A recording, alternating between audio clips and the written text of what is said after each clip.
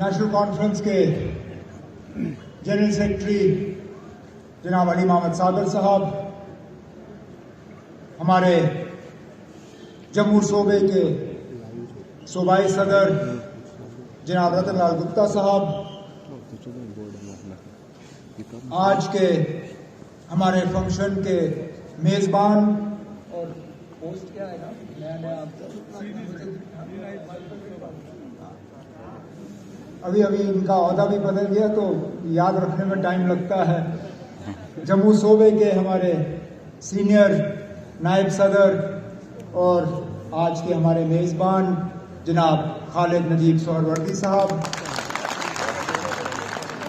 हमारे zone president जनाब सजाद किचलू साहब, मेरे पॉलिटिकल सेक्रेटरी जनाब तनवीर सादिक साहब, यूथ के हमारे सूबाई सदर जनाब एजाज जान साहब, हमारे सीनियर साथी जनाब ब्रिजमोहन शर्मा साहब, साबका MLA जनाब चमन लाल जी, हमारे डोडा के डिस्ट्रिक्ट प्रेसिडेंट जनाब जफरुल्लाह राठर साहब, DDC के हमारे मेंबर जनाब सैयद आसिम हाशमी साहब, प्रोविंशियल सेक्रेटरी शाहदाब सोहरवर्दी साहब और यूथ के मेरे डिस्ट्रिक्ट प्रेसिडेंट सैयद नवीद हाशमी साहब, यहाँ पे बाकी ब्लॉक प्रेसिडेंट हजरात, नेशनल कॉन्फ्रेंस के तमाम अहदेदार हजरात, भाइयों बुजुर्गों बहनों, आप सबको मेरे तरफ से अस्सलाम वालेकुम।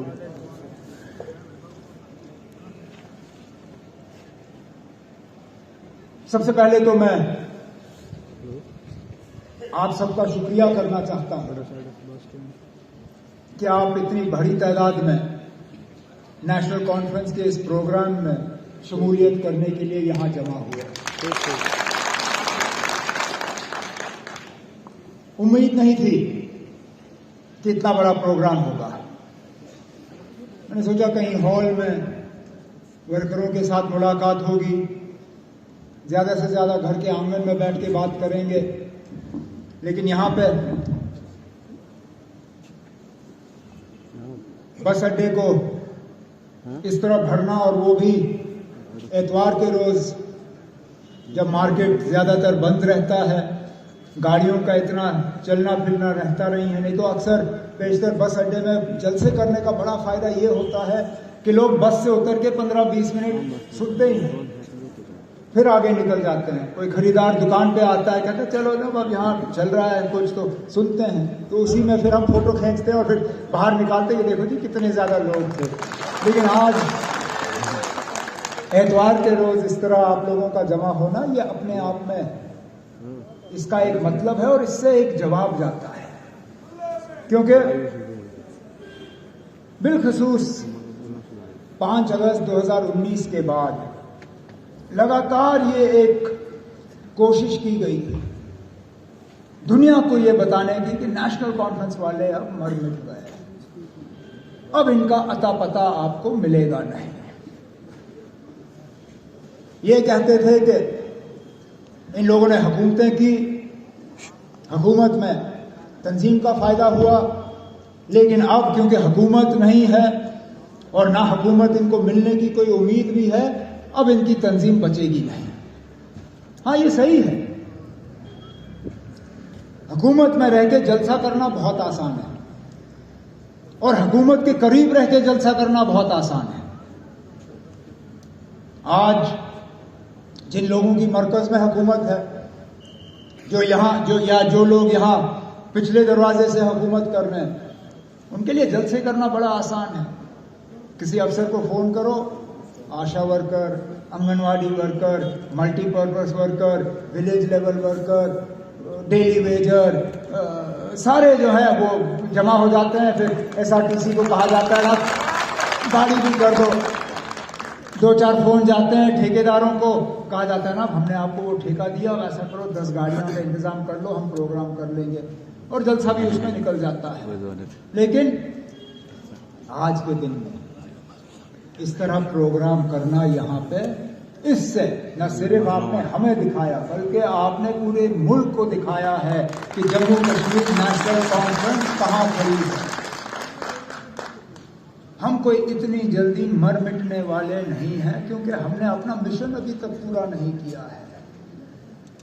हम जिस जिद्दोजहद में लगे हुए हैं, जो हमने जम्मू कश्मीर के लिए हासिल करना है,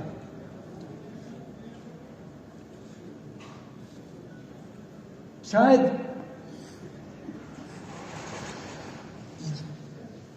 ये खासकर मरकजी हुकूमत ये हमें मर मिटते हुए देखना चाहते थे, क्योंकि हम झूठ मूठ की सियासत नहीं करते, हम धोखे की सियासत नहीं करते, हम गलत चीज को सही नहीं कहते और सही चीज को गलत नहीं कहते।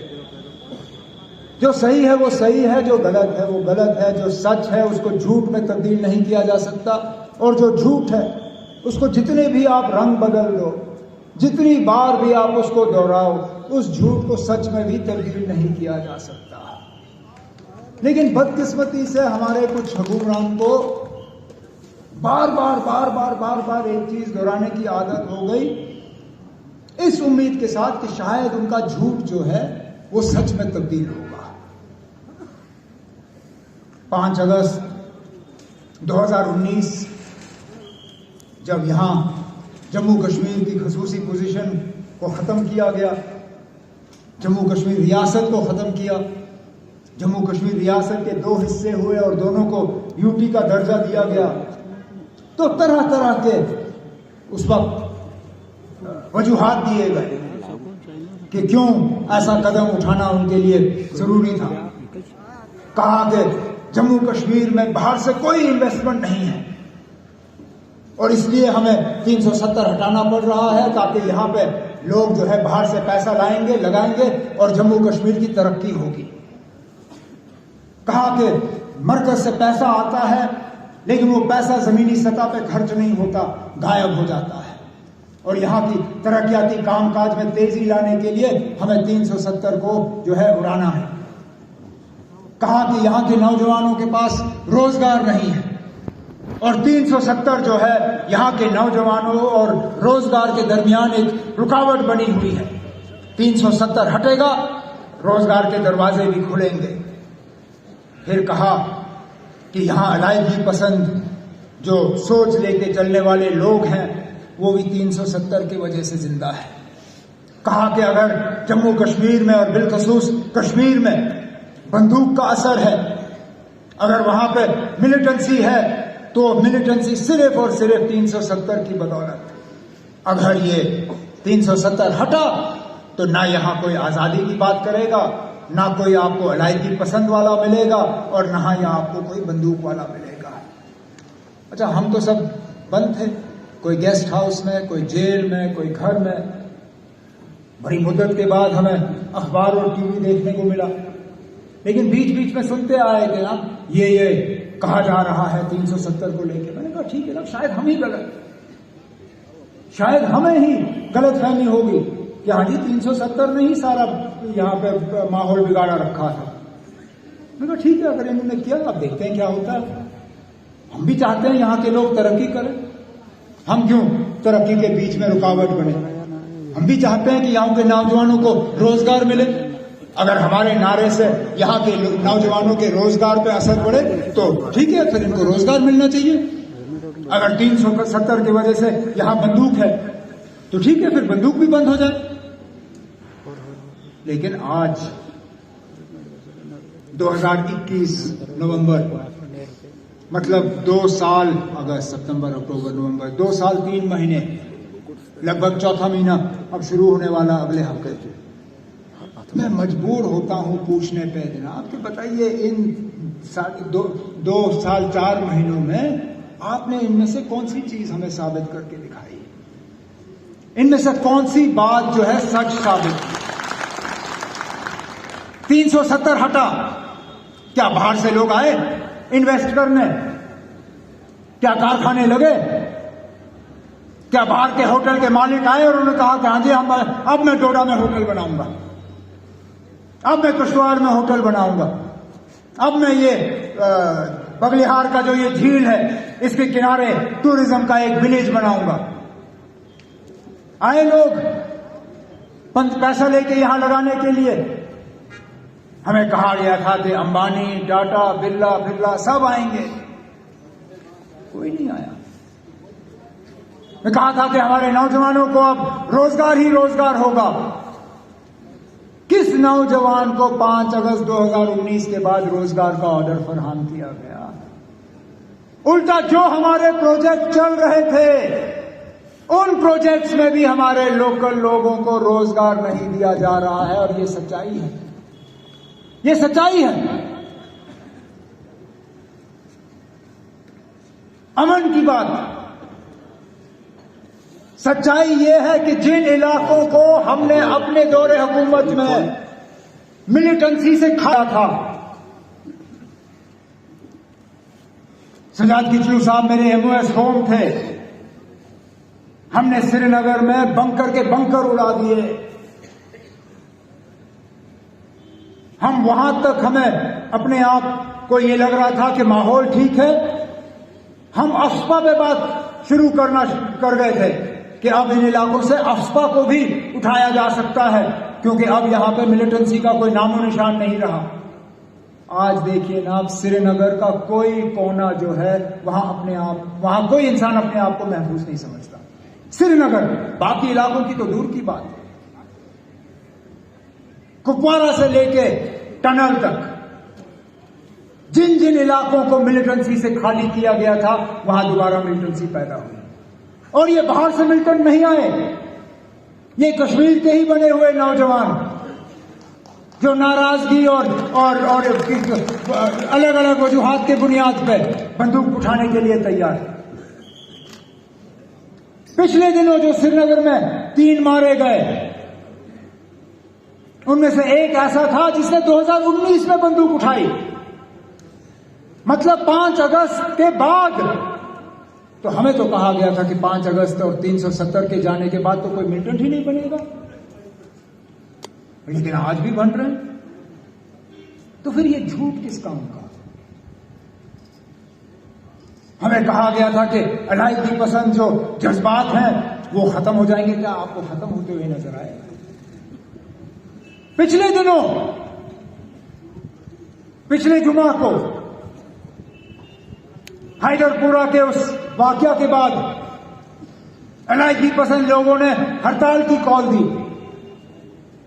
एक भी दुकान श्रीनगर में हमें खुली नजर नहीं आई, एक भी दुकान नहीं।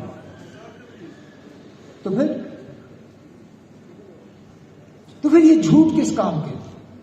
और फिर सबसे बड़ा जो हमें कहा जाता है, ये अक्सर आपने सुना होगा, खासकर हम लोगों को ये ताना दिया जाता है ना, 370 तो खोखला था, आपको किस बात का ऐसा अफसोस है? और मैं उनसे पूछता हूं ना, अगर यही है, अगर 1 मिनट के लिए हम आपकी बात को सच माने, अगर 370 खोखला था तो फिर इसको हटाने की जरूरत क्या थी? फिर छोड़ देते, फिर तो खोखला ही था ना। अगर आप कहते हो कि 370 सिर्फ दिखावा था, इसमें कुछ था नहीं, अगर कुछ था नहीं तो छोड़ देते, हमारी भी तसल्ली होती। लेकिन आपका हटाना, उसका मतलब यह है कि इसमें कुछ था, इतना खोखला नहीं था। और यहां के लोगों को 370 का फायदा हुआ। रहबर तालीम जैसी स्कीमें, राशन का स्कीम, अगर 370 नहीं होता तो पहले दिन से मरकज का वो राशन का स्कीम लगता, जिसमें कि BPL वाले भी कट गए थे। और सबसे बड़ा फायदा जो 370 और हमारे अपने आइन का था, वो था लैंड टू टिलर,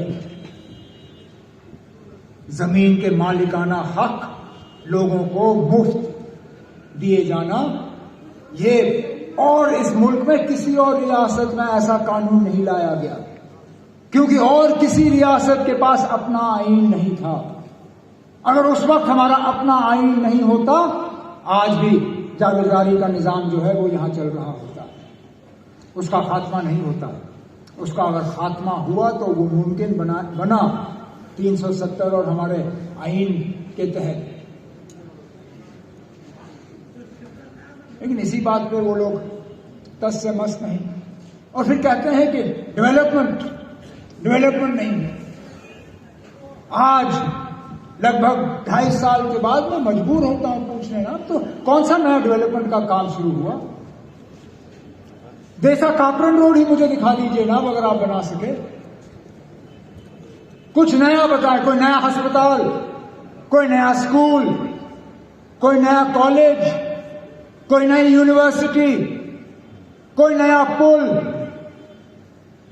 क्योंकि उनको हमारे वक्त का काम दिखता नहीं है, उनको हमारे वक्त की सड़कें नहीं दिखती, उनको हमारे वक्त का ये नया डिस्ट्रिक्ट अस्पताल नहीं दिखता, उनको हमारे वक्त का नया स्टेडियम नहीं दिखता, उनको हमारे वक्त के नए पुल नजर नहीं आते। तो ठीक है ना, हम कहते हैं हमारे वक्त में कुछ नहीं बना, सब आसमान से टपक के आया।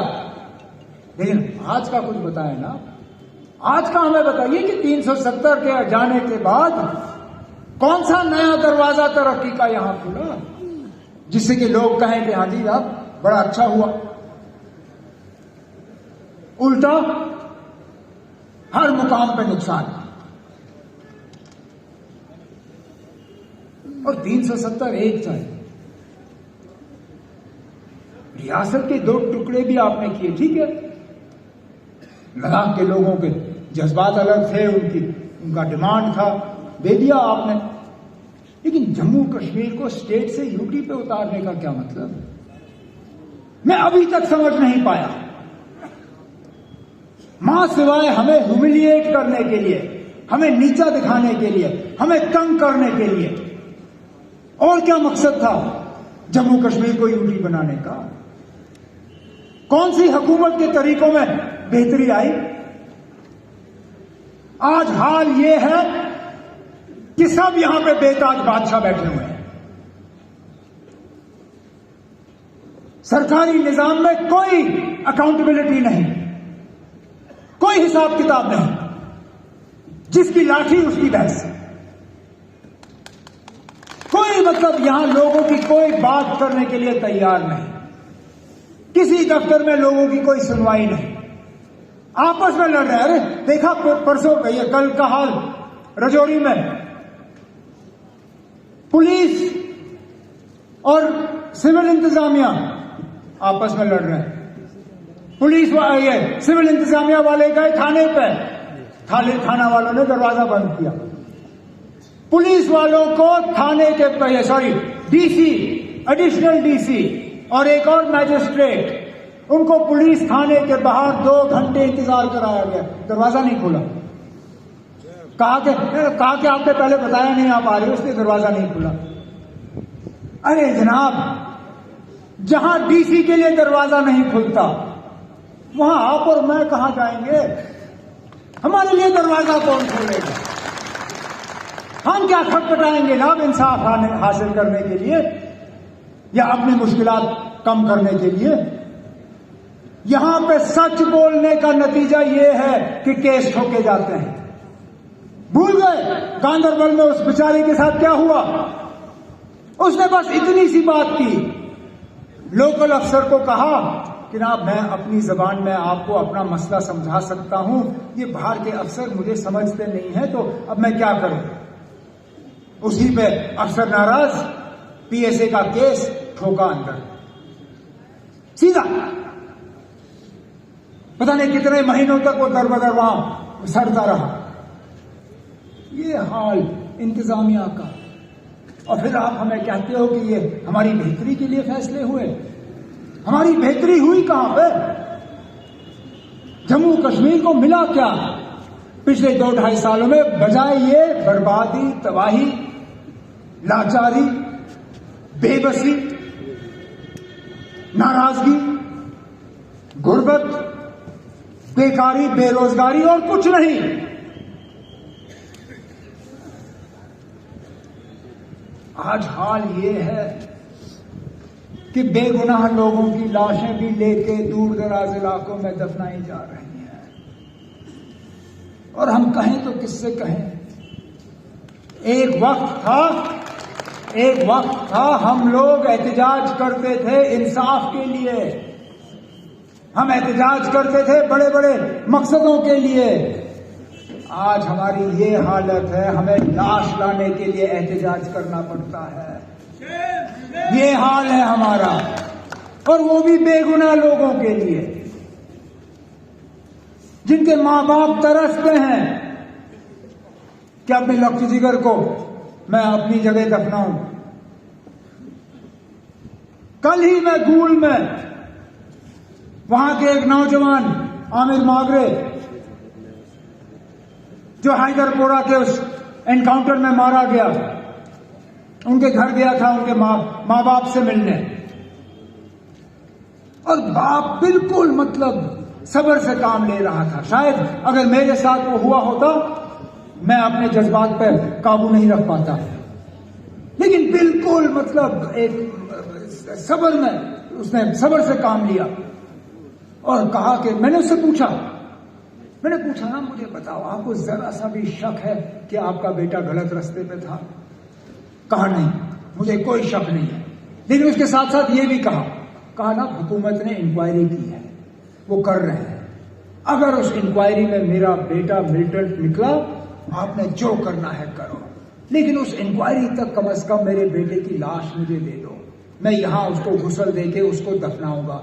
अगर आपकी इंक्वायरी, क्योंकि इंक्वायरी में पता नहीं कितना टाइम लगता है, कहा अगर आपकी इंक्वायरी में मेरा बेटा मिलिटेंट साबित हुआ, मैं खुद उसको इस कब्र से निकाल के आपके हवाले कर दूंगा, आपने जहां इसको दफनाना है आप दफना दो, लेकिन कम से कम मुझे अभी अपना बेटा वापस दे दो।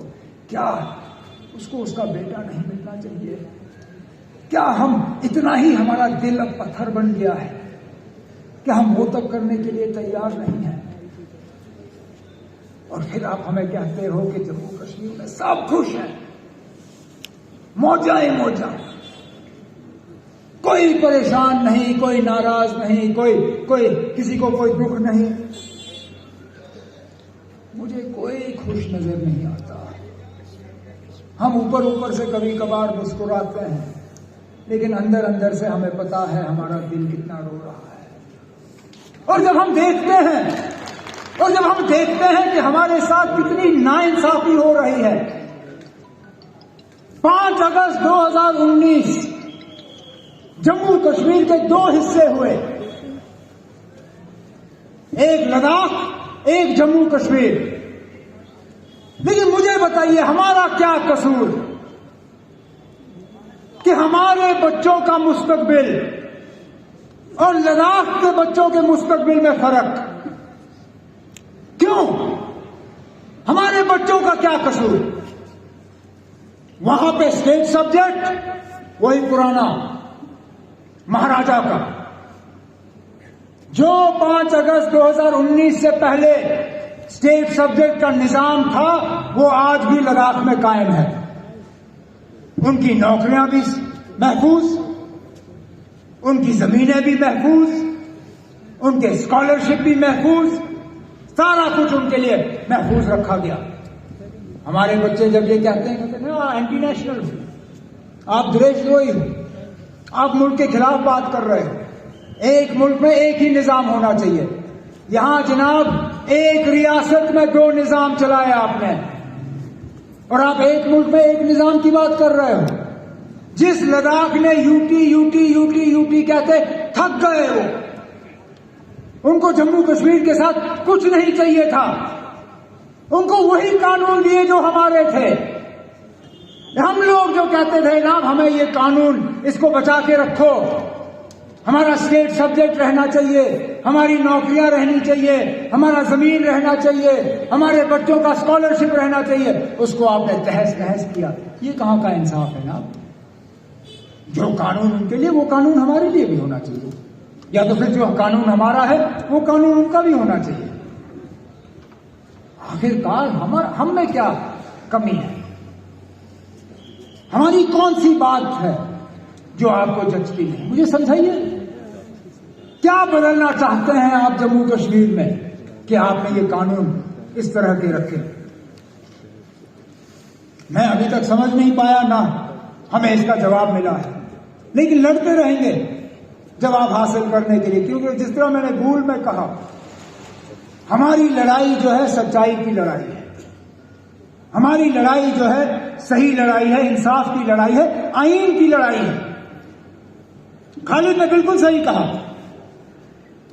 हमारे सदर मोहतरम जनाब फारूक साहब का हुक्म है कि कोई ऐसा कदम नेशनल कॉन्फ्रेंस की तरफ से नहीं उठाया जाएगा जो कानून या आईन के खिलाफ हो। हमारी लड़ाई जो है इंसाफ हासिल करने के लिए, और हम हासिल करेंगे। बेशक इसमें हमें वक्त ज्यादा लगेगा, लेकिन हम पुरअमन तरीके से अपनी बात रखेंगे। हम पुरअमन तरीके से अपनी लड़ाई जो है वो जारी रखेंगे। और इंशाअल्लाह जो ज्यादतियां हम पे हुई हैं 5 अगस्त 2019 के बाद, इनका हिसाब किताब बराबर करके हम जम्मू कश्मीर का नक्शा जो है दोबारा उस जगह लाएंगे जहां पे ये था। लेकिन आप लोगों को भी एहतियात करना होगा। ये कोई अभी फिलहाल इलेक्शन की रैली है नहीं। मैं वोट मांगने नहीं आया हूं, ना इलेक्शन का ब्यूगल बजा है। लेकिन उन लोगों से जरा खबरदार रहिए जो आपसे कहेंगे कि जनाब नेशनल कॉन्फ्रेंस वालों को इलेक्शन में हिस्सा नहीं लेना चाहिए। हमने पहले भी ये किया, उसका खमियाजा भी हम भुगत रहे हैं। हमने पंचायत इलेक्शनों में हिस्सा नहीं लिया, मैदान खाली छोड़ा। आपने देखा किन किन लोगों ने उस चीज का फायदा लिया है। कल को असेंबली के इलेक्शन होंगे, नेशनल कॉन्फ्रेंस, ये लोग चाहते हैं कि हम बॉयकॉट करें। नेशनल कॉन्फ्रेंस बॉयकॉट का ऐलान करती है। आपको क्या लगता है ये बाकी तंजीमें नहीं लड़ेंगी? क्या बीजेपी वाले आके खाली मैदान का जो है फायदा नहीं लेंगे? और आने के बाद फिर असेंबली में ऐसे रेजोल्यूशन पास करेंगे जो थोड़ा बहुत खचा बचा है आपके पास, वो भी तहस नहस होगा। देखिए जनाब, कोई किसी को इलेक्शन लड़ने पे मजबूर नहीं करेगा। जिसका दिल इलेक्शन लड़ने के लिए तैयार नहीं है, जिसको लगता है कि मुझे नहीं लड़ना है, ना लड़े। लेकिन वो सबक मेहरबानी करके आप तंजीम को ना दें, क्योंकि तंजीम का फैसला जो है वो सिर्फ एक फर्द के कहने पे नहीं होगा।